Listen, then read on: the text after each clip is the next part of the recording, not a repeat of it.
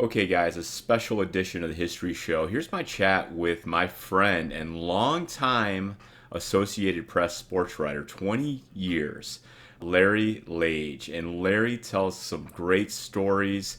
He's had really a fascinating life growing up in Ann Arbor. He grew up with two deaf parents, believe it or not, and he talks about that experience. He talks about great moments from covering Michigan sports. He talks about his run-in with Nick Saban on the field after Coach Saban didn't like something Larry did, and a lot more. I think you'll enjoy it. As always, if you like these videos, guys, subscribe, share them with your friends, like, comment, send me feedback and questions or ideas for future shows. And with that, let's get straight into the interview with my friend Larry Lage. All right, my man Larry is here, and we'll get right into it. Larry, can you describe to people what your role is at the Associated Press? So I am an AP sports writer, and primarily I cover the Detroit Lions when they're home, Michigan football when they're home, Michigan State hoops, and the Red Wings. If those teams are at home, I'm there writing from a national or international perspective, writing the angle that I think some sports fan in Los Angeles or Paris that picked up the Michigan State article would want to read, or maybe the Colts Lions game that I covered the next day. Is And that, what's yeah, different?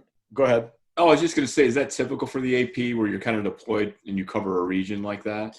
Yeah, so most AP writers cover their area and write from a national or international perspective, covering both teams, having quotes and detail from both teams in the story.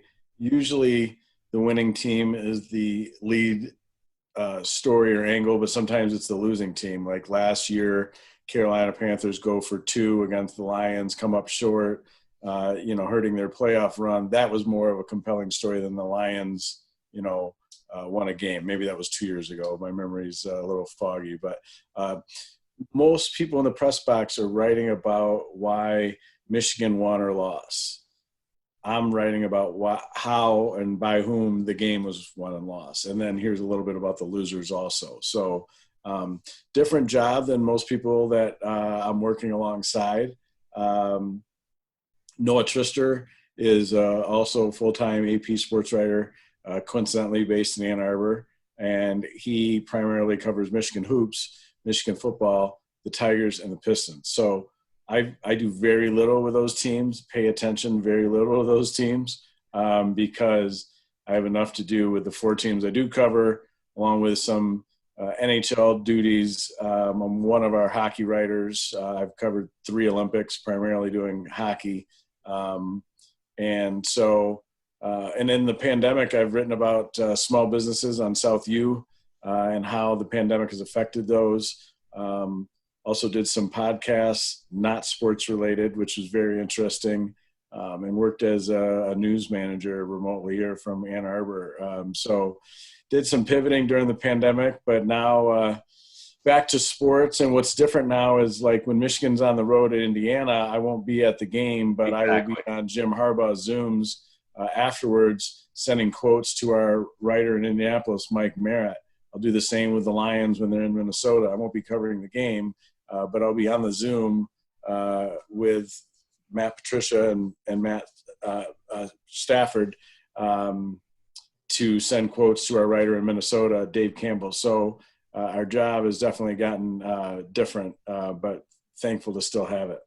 Yeah, and I want to get into that. And it's so, but I think you have an interesting backstory. Now, some people know that I grew up in the East Lansing area and then went to Michigan and kind of grew up a state fan and went to Michigan and all that. Your path is a little reversed. I mean, you grew up almost literally right in the shadow of the big house in Ann Arbor. Yeah, I kind of switched paths and bank accounts with Larry Page. Okay. Yeah, that's right. That's right. He's from East Lansing, went to U of M. I'm That's from right. Ann Arbor, went to Michigan State. My parents still live in my childhood home, which is Berkeley. runs into the 50-yard line if the stadium wasn't there or the fence wasn't there. I used to be able to say I grew up on the 50 and I work on the 50, but then the new press box bumped me down to like, I don't know where I am, the 20 or the 15 now. So kind of messed up my flow. But yeah, I am an Ann Arbor townie. My kids are at least fourth generation Pioneer / Ann Arbor High students. My great grandpa had a park named after him, Worcester Park, over by Washtenaw Dairy. My grandma was most popular at Ann Arbor High in 1927. Then my son will graduate from Pioneer in 24. So almost 100 years difference, which is pretty cool. My first job was at the Washtenaw Dairy. Second job was at Little Caesars on Stadium. And I wanted to get away because I figured I'd be back in Ann Arbor, the world's greatest town to grow up in. And I couldn't afford to go to Syracuse, which is the best broadcasting journalism school. I've wanted to be a sport journalist of some kind since middle school. Like literally it's in my middle school yearbook at Slauson where they were doing predictions. It said Larry Lage would be a sports commentator, and it was like pretty close. So didn't want to play D3 football. Couldn't imagine I played for Chuck Lorre, the late, great Chuck Lorre at Pioneer. Not to go Al Bundy on you, but I played for Chuck Lorre. I could have played D3 football, as most people could who played, some level of big-time high school football, but didn't want to do that. Couldn't imagine going to a school that was the same size as my high school, Pioneer. So I went to Michigan State. It was the only school I applied to. Got in the day that Desmond Howard was tripped by Eddie Brown in the end zone. That day I got my acceptance letter and was pissed at the result of the game. Went to every game with my dad from when I was like 5 to through my freshman year. My senior year at Pioneer, which was the fall of '90 when Desmond was tripped. I did a story with Eddie Brown on that one time. He got pulled over in Muskegon for his music being too loud, and got a ticket from the cop who said, like, if I wasn't a Michigan fan, I'd let you go, but you tripped up to me. So anyway, I went to Michigan State, the only school I applied to. When I grew up, I was a diehard Michigan fan. When I went to Michigan State and I was a student, I did root for Michigan State. I did yell crack house at Jalen Rose in the Breslin Center. I've laughed with Jalen about that since. And I covered Michigan and Michigan State for the Lansing State Journal from 95 to the first few years for very little money. And then got my job with the AP in 2000. So I'm in my 21st year, which is pretty mind-blowing because I'm 47. That's unbelievable. And you were Sparty at Michigan State, right? Long answer to your story, yes. I did a tryout to Brass Monkey because I had a little dance routine from a lip sync contest at Pioneer. You had a few minutes to do whatever you wanted to do. I competed against 25 other candidates. They whittled it down to like 6 or 7 of us, and then they interviewed us out of costume. And I was the number 2 of 2, which meant the number 1 got to pick the games he wanted to do. And then I kind of was his security. And then for the games that he didn't want to do, we split him up half.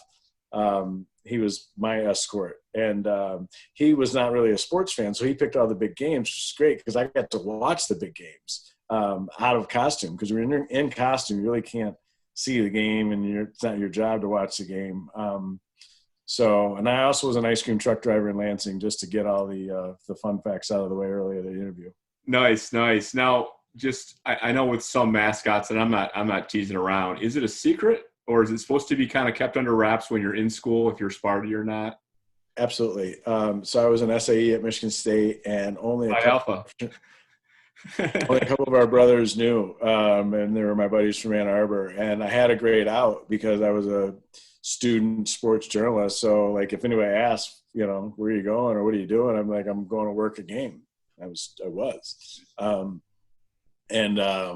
Because my fraternity brothers would like crank call my student sports talk show that I'm trying to get some stuff for my resume, and my buddies are calling me, harassing me with real stories that shouldn't be on the radio. Of course. What are fraternity brothers for? Retired myself. All right, so let's get into it. So Saturday was weird. I'm recording this after the state game. What was the vibe at the stadium as someone who's been there so many years? In fact, grew up going to the stadium. What to you? What was it like there with the, of course, restrictions? Yeah, it was weird without a doubt, but I've been used to it. I'm getting used to it, which is sad. The thing that really killed me was my dad, who is 76 years old, has the same name as I do. He had his 66-year run end of not missing a home game because of the pandemic, and really that was where my head was at. I really bummed for him, and he lives 13 houses away and couldn't go to the game. He has a ticket, had a ticket. So it was very weird, but I've unfortunately gotten used to it. I've covered before that, I covered 2 Lions games with no fans. I covered a Tigers game with no fans. I covered a golf tournament with no fans. So, it definitely was weird, but like I said, I've gotten used to it, and I don't want to I hope I don't have to stay used to it, if that makes any sense. Totally. No. If you saw my story I wrote yesterday about how the home field doesn't quite have the same advantage that it has in the past, and Big Ten teams are 6-7. In fact, we're 0-5 last Saturday, and I led with the fact that the Michigan team charged onto the tunnel and hit the banner as they have for decades, and usually 110,000 crowd, roars, and there were 615 people, and Michigan was flat. Jim Harbaugh can say what he wants. The players can say what they want. They were so flat. And that's not unusual now. I think I got a hold of a sports psychologist in Ann Arbor, and, it's kind of talked about maybe there's a cabin fever effect where, these road teams, they get out of their town and they're like, whoo, let's go. And the home team's at home and they're kind of like, God, this is weird, So there's a really weird dynamic going on. And doing some Googling, I found some of your MVictors work, which pegged the banner back to 1962. So, that sounds right. Bump Elliott. Yep, there's a whole story behind it. Yep, indeed. Yep. So thank you for your historical knowledge. Of course, I just went with accurate and ambiguous for decades, which is also true. So, all right. So that's interesting, and I do. We should also not gloss over the fact that I, through one of my good friends, became friends with your wife Jess in college. So I've known your wife longer than I've known you, which is crazy. That is. We have mutual friends going way back. And you mentioned your dad. I've met your dad on a few occasions. A sweet man. I do want to ask you about your parents. But, and you mentioned your dad. It's an interesting thing because I know, just being a super nerd fan that I am, I know some of the guys and the people that have these streaks, and I hadn't thought about that a lot. But some of these guys ping me like, "Are you going to the game?" This kind of thing. And then you have memorabilia collectors, which is another thing, who have every ticket stub since Michigan Stadium in 1927 was opened, and some before. And they're like, "Well, there's no tickets this year." It's really kind of a weird ripple in time. And I actually want to ask you about memorabilia. It's usually something I ask. Do you have anything, like, as a fan, and I want to talk about separating journalism from fandom, but is there anything as a fan, like, over the years that you collect, anything like that, kind of with your journalist hat off? Right. So I was a Michael Jordan fanatic growing up, and a Bad Boys fan, which, you don't have too many of those, but maybe it prepared me for journalism. So I have a Wheaties box full of Wheaties with Michael Jordan on the box. I have a framed picture of his shot after he pushed off Byron Russell, and the crowd is like this. I'm sure you saw the Jordan doc, Awesome. The Last Dance. They showed the last shot that he took, a really wide, beautiful shot, and the ball is in his hand, and you see the crowd going like they know it's in, and he hasn't even flicked his wrist yet. I have that picture, and it's zoomed in on pretty much his body, and you see some of the people. So I've got that. I have Jordan's rookie card framed and matted. Wow. When I was a kid, I used to run on the field at Michigan Stadium after every game, a tradition that ended in 1990, I believe, maybe 89 when they lowered the field. Yeah. What year was that, It was Greg? right around there. Yeah. Okay. I think Terrell Buckley had a pick six on the far sideline on a quick route. He jumped a route against Florida State. It was you could look that up while we're talking. The Florida State Michigan State game. I think that was the first game of the lowered field. That killed the tradition that we had of running on the field and asking players for wristbands and chin straps and whatever we could get. So I played for the Junior Wolverines 2 blocks away from the stadium at Almendinger. And with the other guys, like we had like Michigan, like chin straps and wristbands and stuff. We thought we were cool. And to this day, I have in the archives, I have Iowa, Minnesota, and Miami Hurricane wristbands or gloves from their upsets in the mid-late 80s. Like that is really cool. Foggie, Woody Woodruff from Fox 2 he's a Miami U grad, and I gave him one of my gloves from that Miami game. So I have some maroon wristbands, black wristbands, and Miami Hurricane gloves from like 86, 87. And that, like Michigan didn't lose much at home back then, but we were kids. We were front runners. Like we weren't going to go ask the Michigan guys for stuff after they lost the game. We went to the happy winners and they're like, sure, here, and take whatever you want, kid. So do you have something from Rickey Foggie? Well, I don't have it from him per se, but that was the game. Yeah. Okay. I got you. When you're kids and you grow up and you're somebody like out in the street or whatever, like with our buddies, everyone was Rickey Foggie in the house with like a Nerf football or whatever. And you're like running the option. It was always Foggie when we were growing up. It was Rickey Foggie. I mean, yeah, that was something else. That whether it was like a Nerf football or like a thing of like Windschuler's bar cheese that you would like, throw it to your buddies when you're stupid middle schoolers, it was always Foggie, but my son brings the fan out in me as an athlete. And then my daughter who dances, kind of brings the arts emotions out in me. I cry when my daughter dances and I like live and die with every swing or shot my son is part of in sports that he plays. So the fan is dead professionally, but like personally, it percolates for my family. Awesome. And you got into that a little bit. You paused a little bit there, and it's probably our feed, but I'm glad you talked about that a little bit about are you a fan and all that. And it's what you're basically saying is this job. This is a job first. This is that's what it's all about for you. When you get in there, you appreciate sports, you appreciate life, but when you're in the press box, it's about the job you have to do. Is that sum it up pretty well? Yeah, for sure. I mean, I have a job to do. It is my job. And, take the Michigan State game. I would never want a Michigan coach, player, administrator, or PR guy to think Larry's in the pocket of that other team. It doesn't matter what we do. Or, he's taking shots at us because he's a fan of that other team. And, I'm proud of the fact that you could have an off-the-record candid conversation with probably anybody at Michigan State, and they would say Larry's fair. Growing up in Ann Arbor, a diehard Michigan fan, going to Michigan State, being Sparty, and then now having to cover both of them professionally, I think I do a good job of it. And hopefully my relationships in both places help me with some access when you need it.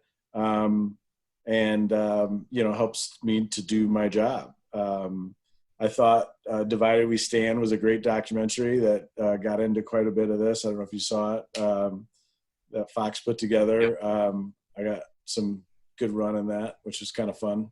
Put together in part by a college buddy of mine, Kevin Shaw, who is or was the mastermind behind The Journey on Big Ten Network, which is really incredible weekly mini doc that they put together and have for years. And I don't know how that's going now or if it's even going now because of access issues, but yeah, some of those have been outstanding. I haven't watched all of them, but it's great. I love it. So as a journalist, are there any moments, like if anything stands out in your career so far, of any special moments with a coach or with a game or with an event during the game, after the game, that maybe stand out to you as a highlight?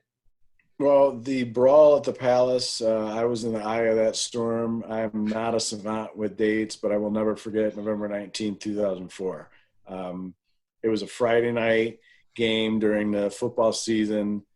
You know, who cares about the NBA? But hey, it's the defending champ Pistons, and they're playing their old coach, Rick Carlisle, and the Pacers are pretty good. I'll go out there to the Palace. So I'm out there, and game's wrapping up, and I've got my head down, and I hear a commotion to the right, and I see Ron Artest laying on the scorer's table. So I walk down to center court to see on the replay monitor, like, what just happened, and I see what happened with him and Ben.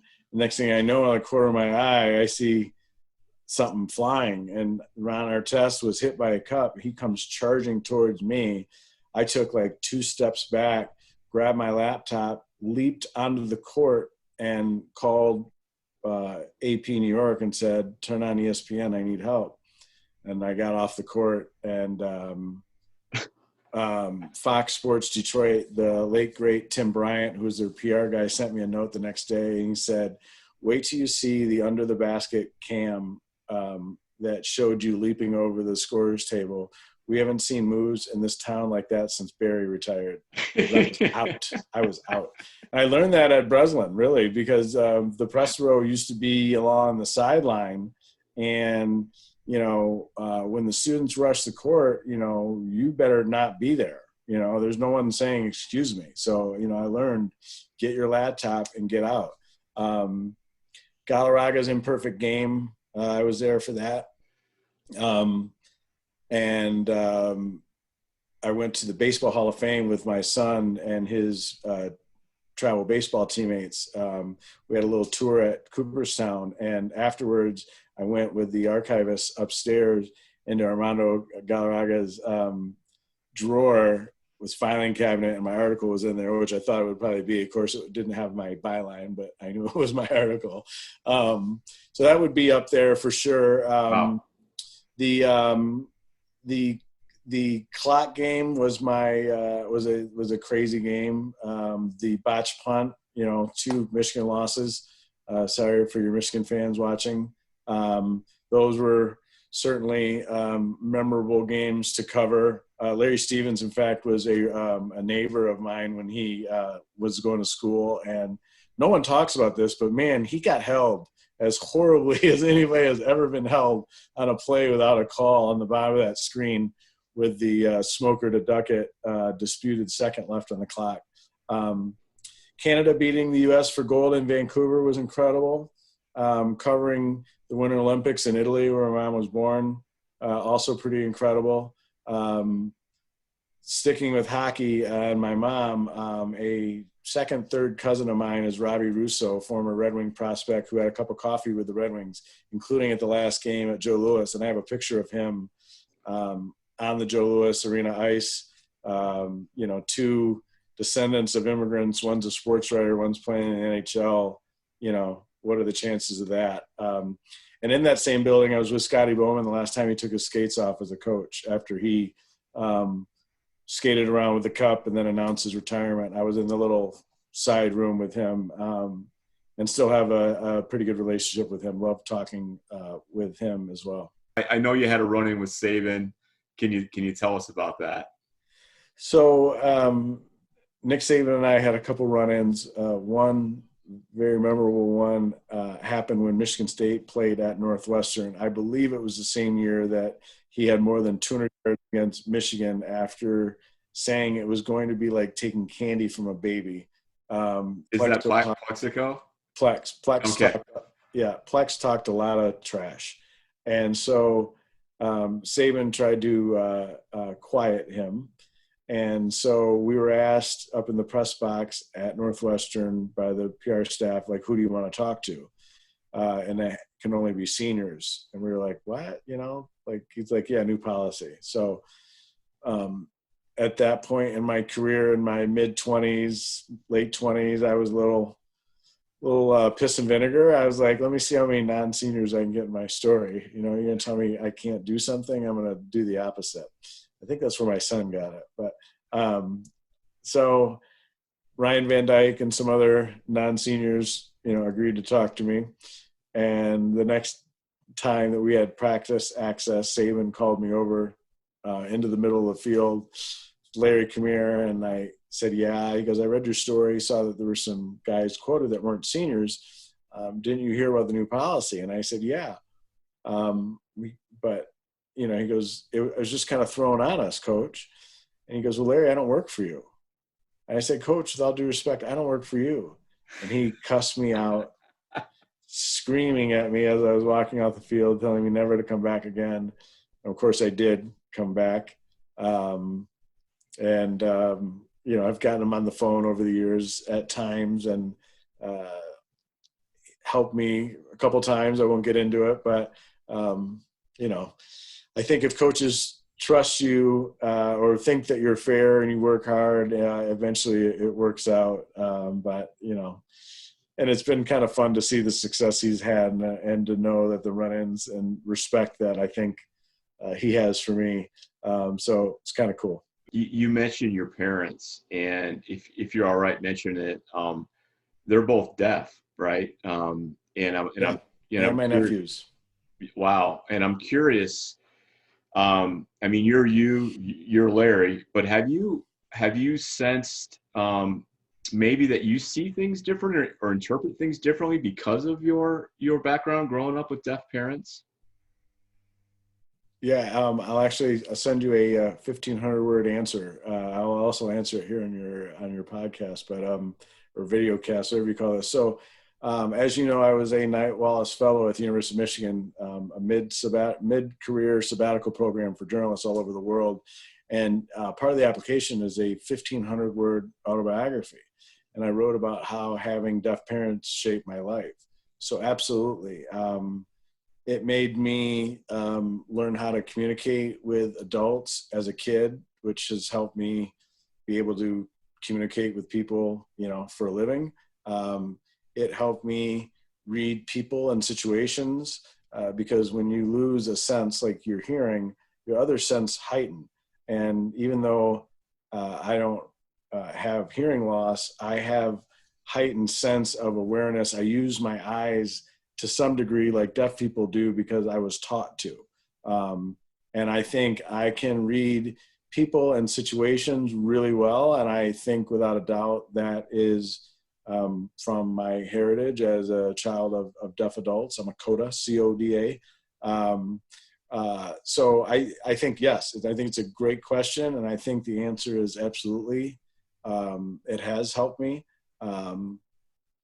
You know, my wife asked me, Suzanne, teacher in Saline, you know, why do people, you know, tell you so much stuff? Why do people trust you? I'm like, I don't know, because I'm good. Like, you know, but I think it's just who I am. But I think to your point, I think it's because, you know, we're all a blend of our parents, good or bad, right? The apple doesn't fall far from the tree, whether we want to admit it or not. And I am a mix of my parents. Like, my dad is very charismatic, very outgoing, unafraid, works hard. My mom has like a softer, gentler touch. Like, everyone loves my mom, super selfless. And I think I'm some sort of mix of that. And because they're deaf and have had success and they've read people, I've learned to do that as well. And during my fellowship, I went into it thinking I was going to write a book with how coaches communicate and how the things that they say can help you too in business and in life. And I had Scotty Bowman, Saban, Izzo, Carr, Hutchinson, Bob Bowman, Leland, Babcock.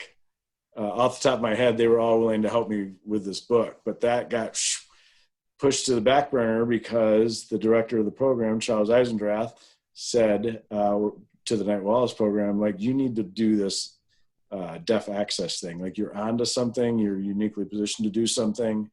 So I tried to develop a way that deaf people could get current events in sign language, and actually filmed a couple pilots in the basement of North Quad with some students and some fellows, and pitched it around to AP and the New York Times and ABC and CBS. And, thankfully it's happening right now. More and more things are being provided in sign language, which has nothing to do with English. And with Jim Hackett, we started a tradition that has ended this year, but hopefully will resume, where the national anthem is provided in American Sign Language up on the video board.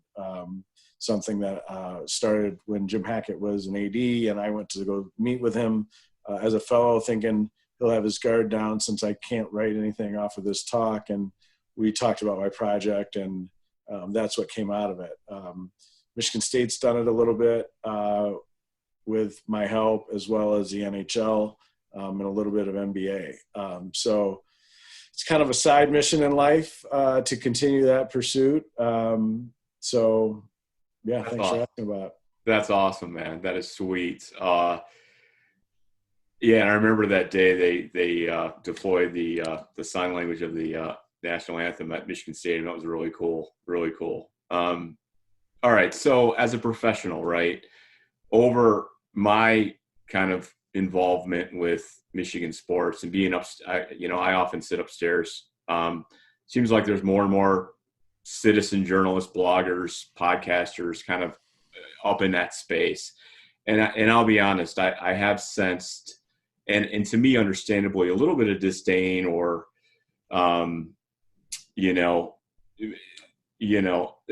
people that aren't crazy about it, especially some of the long-time journalists. And I'm not quoting anybody or anything like that. I just feel it, and I get it too. I'm curious, and I do want to ask you about the state of the industry, but how does someone like you, who's been around forever, where you have some bloggers and people come in, how do you feel about that? And maybe even ask questions and disrupt the flow, or maybe do they add to it? I don't know. What's your take, Larry, on that? I'm not a hater. I'm like, the more the merrier. Let people do their thing. I'm going to do my thing. I don't really worry about what anybody else is doing. It's not my job to decide, who's in the press box, who's not, who gets to ask questions, who doesn't, what other people are writing, or what their agenda is if they have one. And I just think that it doesn't reflect on me or my company. Or our company, the Associated Press. We've been around for like 180 years. And no matter what a blogger or anyone does, it's not going to affect my reputation or the Associated Press reputation.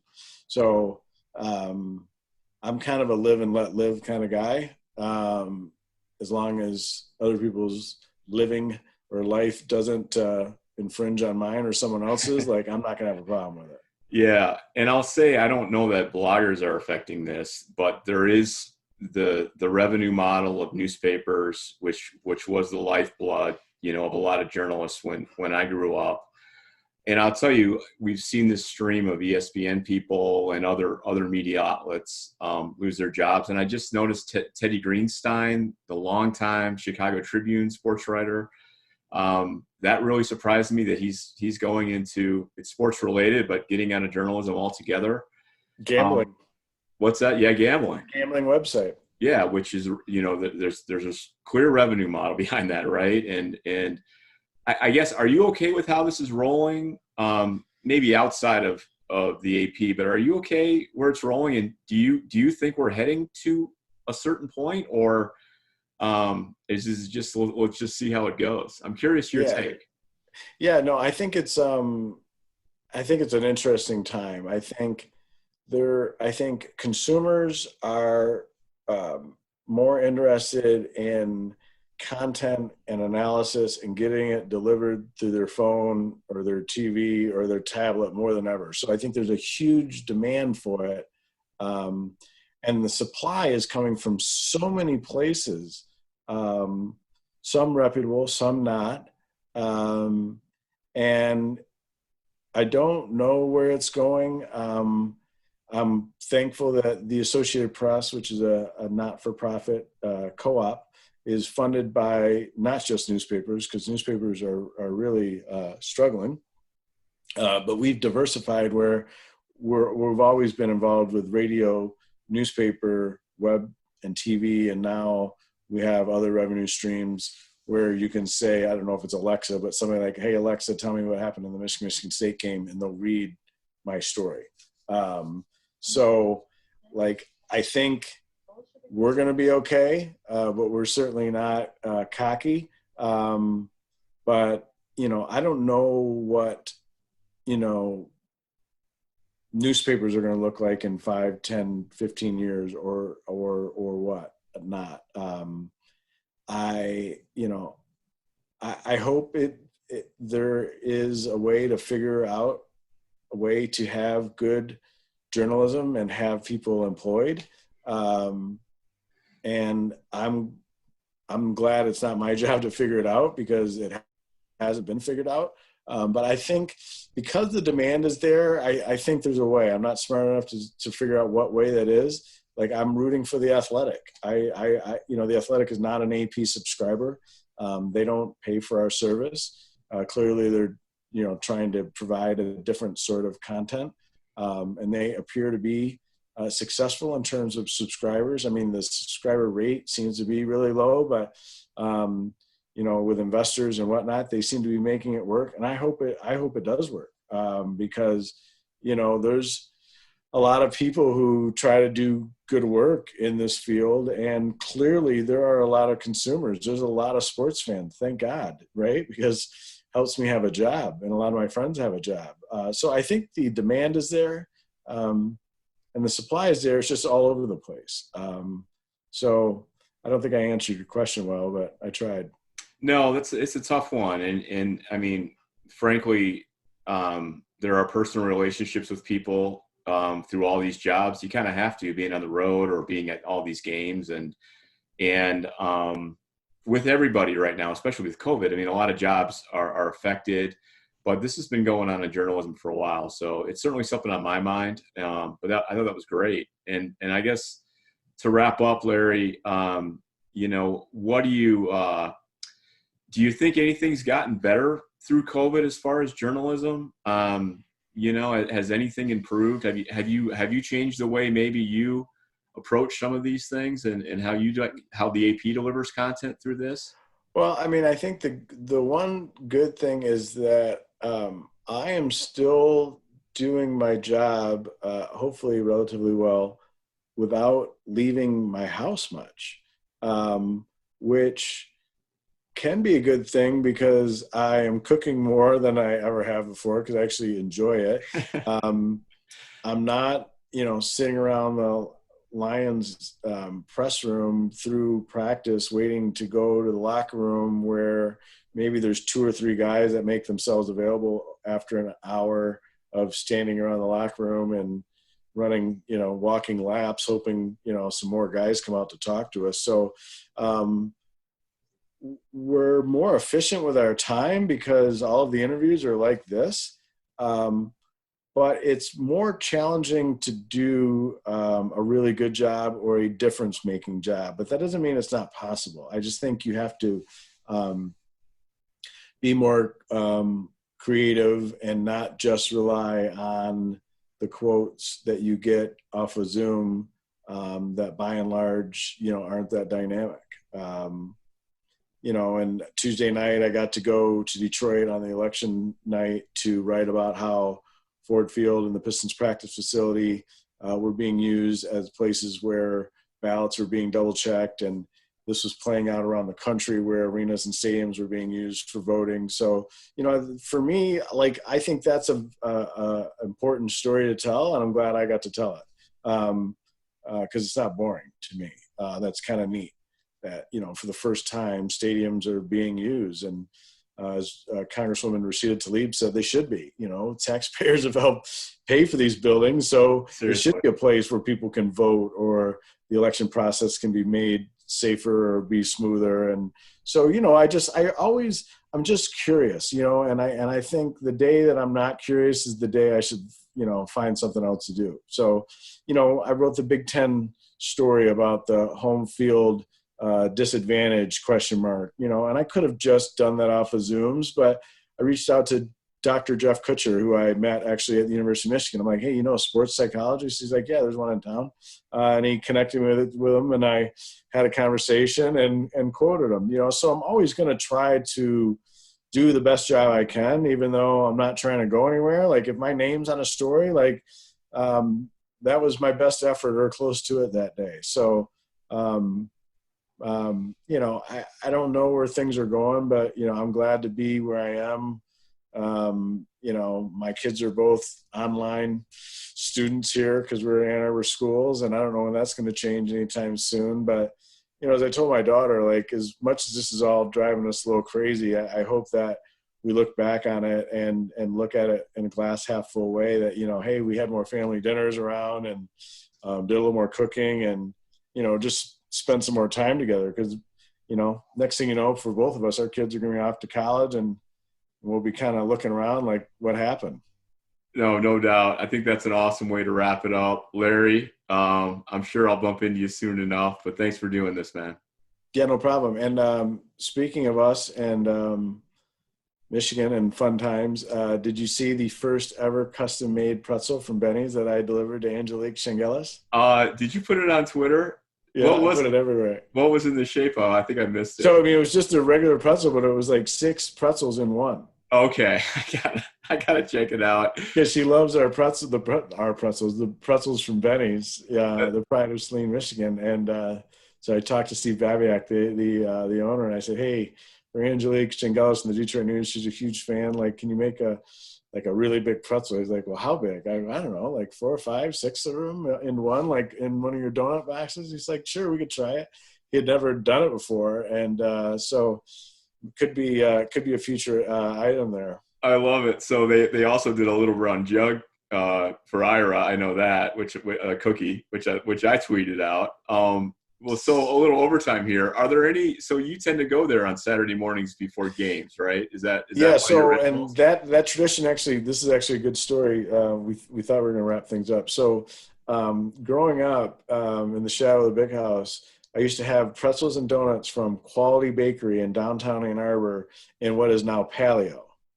So Paleo back in the day was Quality Bakery. Quality Bakery went away, and eventually, maybe right away, Paleo went there. So my Dunker Donuts and my pretzels went poof.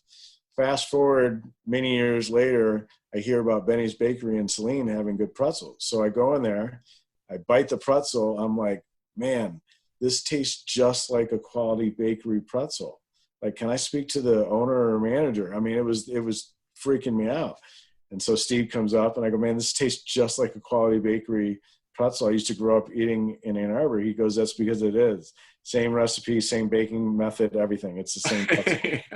I'm like, wow. Like, so to have something from your youth and then lose it and then get it back. I mean, so it's like magical to me. So most home games, I get pretzels and I hand them out to friends in the press box. And with the pandemic, I used a little wax paper to distribute it. So we were.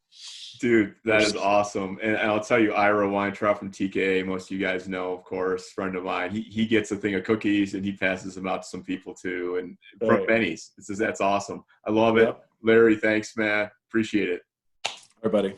So that's it. A huge thanks to my buddy Larry for the time, the interview, the insight, the fascinating stories. And again, if you like this stuff, like it, subscribe, share, and let me know if you have any ideas for future stuff. This is Greg Dooley for the MVictors History Show.